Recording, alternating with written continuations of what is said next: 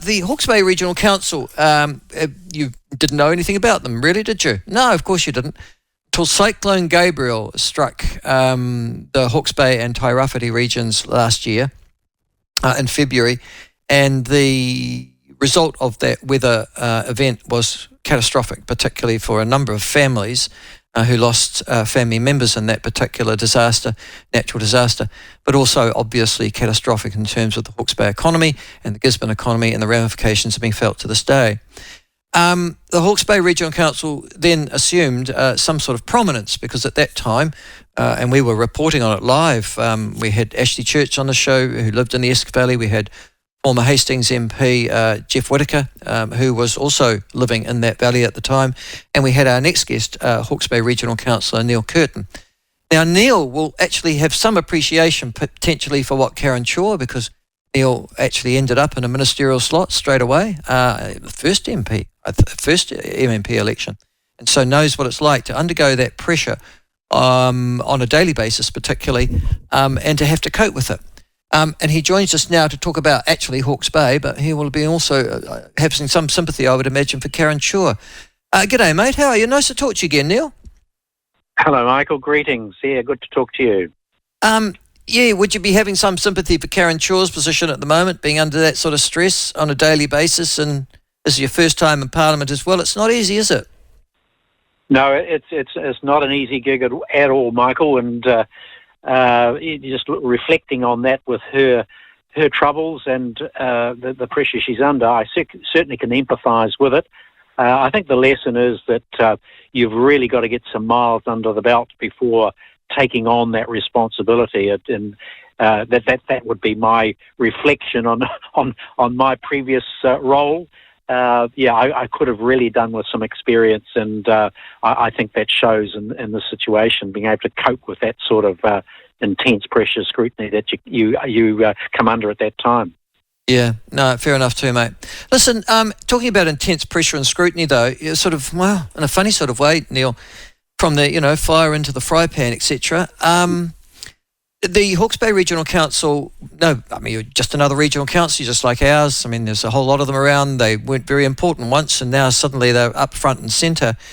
You went through Cyclone Gabrielle. You were one of the people, in fact, who warned long before the Cyclone Gabrielle event that your council had not done enough around flood control and its priority levels there. You were proven correct. There have subsequently been a whole series of reports and reviews that have been commissioned and now have been published. But, in the midst of all that, gosh, along comes another flooding event, this time in Wairoa, which was, as I understand, even worse than in terms of its ramifications than Cyclone Gabrielle. And again, front and centre have been the actions or alleged inactions of the Hawke's Bay Regional Council. Mate, is the council in crisis, or what? Is the media just misreporting this for sensationalist purpose? No, Michael, the council's not in crisis per se. What I think has emerged is that we're just exposed the weaknesses therein. We really, and as you say, I've been pointing out the real dangers in our flood protection and our false sense of security, both from if you like, the infrastructure, resilience of our infrastructure, and of our civil defence preparedness. They were always, if you like, they're always vulnerable, and it's only in these major events when, civil defence is fine until you have an emergency, and then the exposure comes. Yeah. Well, that's what it's meant. It's meant to be able to cope with those emergencies. But I mean, I know what you mean, mate. Yeah. Yes, it's. So what it's done is exposed the vulnerabilities. This latest review of the flood event demonstrated that we just simply didn't have a plan B, and the primary role of councils like ours, deeply involved in flood protection, is to understand the vulnerabilities and to plan for them.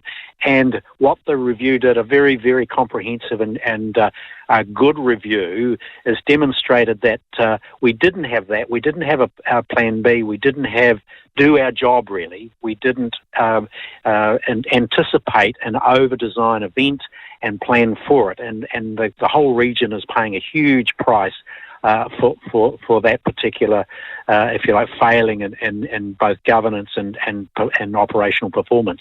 Okay, so in this particular case, you've done a review of your civil defence response. It's been found to be inadequate and systemically so. Your Chief Executive of Civil Defence, who wasn't actually there for the actual event, is resigning, I think, this month, actually. End of this month. Yes, is that it? Yes. Is that it? Sorry, where you go? No, I was just thinking, the event happened in February. Gosh, anybody looking from outside with the meanest of intelligence could have worked out that it was all a bit of a failure anyhow, and that your chief executive really didn't cover himself in glory in that particular case. Why has it taken 18 months to get from there to here? Well, Michael, I would comment on that. Sure, and I'd pointed that out on many occasions in terms of actual performance, but the responsibility for that doesn't rest with that individual, and it really concerns me that he's been vilified in this way. The people that are really accountable for that are around that governance table. That's where the buck stops.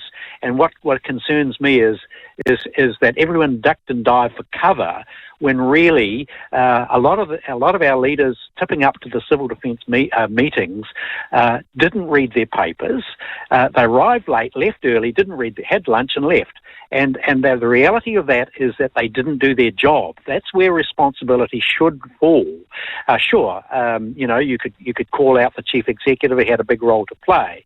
But at the end of the day, the buck stops with the politicians, and none of them have stepped up and said, I'm taking a measure of responsibility. That's where I come from, including my good friend Craig Little from Wairoa, who's been the longest around that table.